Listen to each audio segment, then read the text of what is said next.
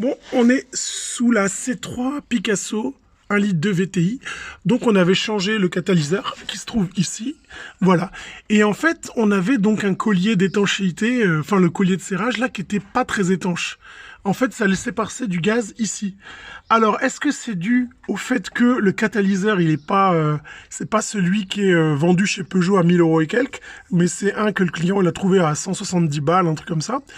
Déjà au niveau à cet endroit-là, la fixation c'était pas tout à fait le même angle, donc j'ai un peu galéré à serrer ça, mais bon ça se fait assez facilement quand même. Enfin facilement, faut le dire vite, mais en tordant un peu ça passe.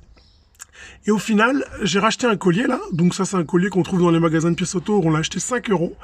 Et au final, ça a arrangé un peu le problème, c'est-à-dire j'avais moins de gaz, j'avais moins d'échappement de gaz par ici, mais un petit peu quand même. Du coup, j'ai repris un vieux tube comment on appelle ça, de mastic de montage d'échappement. Normalement, ça va se mettre plutôt sur des lignes comme celle que je suis en train de montrer.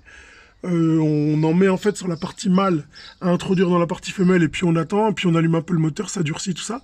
Bon là, moi j'ai mis ça comme ça, et j'en ai mis là et un petit peu là, histoire de vraiment boucher en fait. Et en fait, bah, ça fonctionne. Donc là, on a démarré le moteur, il n'y a rien, et là le client il va aller faire un test. Donc si un jour vous avez un problème avec un collier, que vous le changez, et que malgré le fait de l'avoir changé, ça continue à poser un peu problème, vous avez des petits échappements gazeux, bah des fois ça peut servir quoi, parce qu'en plus c'est de la pâte qui est faite pour encaisser des grosses températures, donc il n'y a pas de problème. Voilà.